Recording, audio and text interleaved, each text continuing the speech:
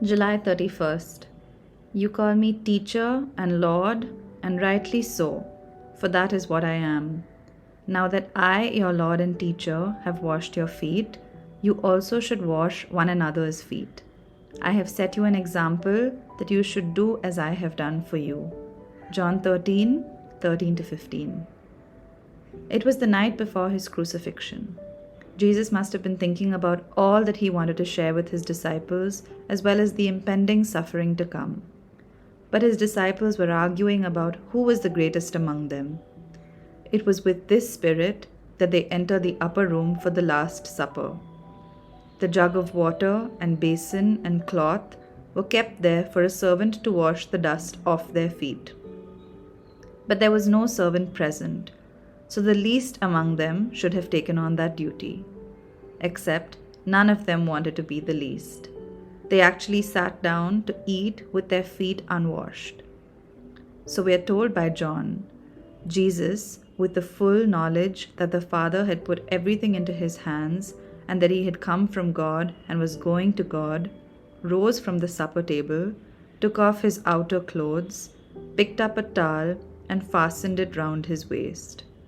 Then he poured water into the basin and began to wash the disciples' feet and to dry them with the towel around his waist.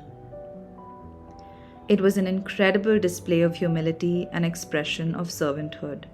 The Son of God, the creator of the universe, the rabbi who had just spent 3 years mentoring his disciples, stoops down and washes the dust off his disciples' feet. John says that Jesus was showing them the full extent of his love.